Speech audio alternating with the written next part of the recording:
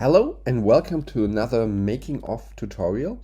My name is Christophe Clermont and I would like to show you the chocolate bar example and what happens behind the scenes. On the buyer side, this example is extremely easy and nice to use. So I just got two controls here where I'm just entering the name and I can change the flavor of the chocolate, which actually influence also parts of the design. What's different is that I don't see a 2D version of the design, I see that 3D preview. That's pretty amazing for every application where I have a branded product and I'm only able to change certain parts of it, which is completely form-based, so I cannot move things around here. But then it gives me really the feeling of the brand instead of being in a layout mode separate from the final product. So that's the product I'm actually will get. So how is this done?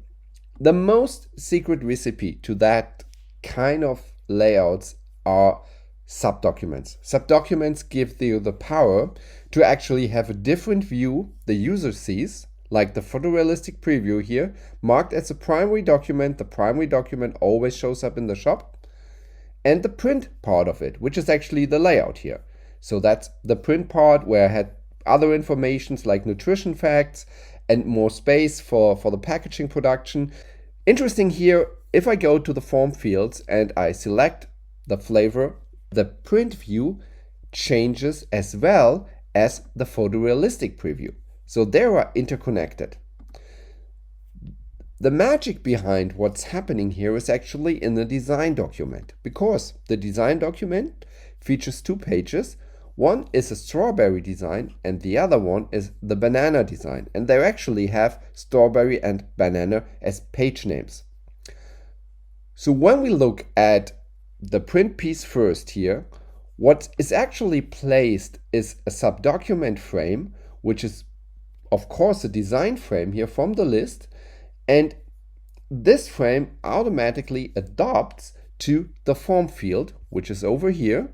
So when I change to strawberry, that frame gets a strawberry design. If I look inside the properties of that form field, we see it has two values. It's strawberry and banana, which actually matches the values of the page names in the subdocument. And we got two images here, and the user interface should be an image list. That's actually what's happening here. So this form field exchanges the design and it gets printed.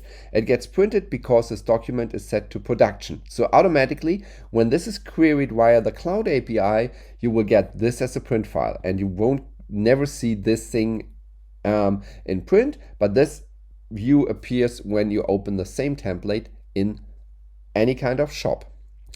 So what's about the design itself? It's completely done in Printess here. We have a couple of elements like transparent images. We got the text frame here, and we got this text frame, which is actually set to form.name. So the dollar curly bracket syntax is always needed for referencing form fields, and form.name is another form field in our list. Extremely simple. Name is name, label is name, and it's just a text box. So that's all it gets. And there's one specific thing, because we got also a text after for single line text here. Could be also done in the form field, but in that case it's here. So it always adds this apostrophe s behind the name if there is a name. So if I totally remove the name, it will disappear. It's extremely handy for specific designs to have text before and text after over here, because the user only wants to enter the name. Okay. Yeah, what can I say? That's actually the way how this is built. The only thing that we need to talk about is the photorealistic preview.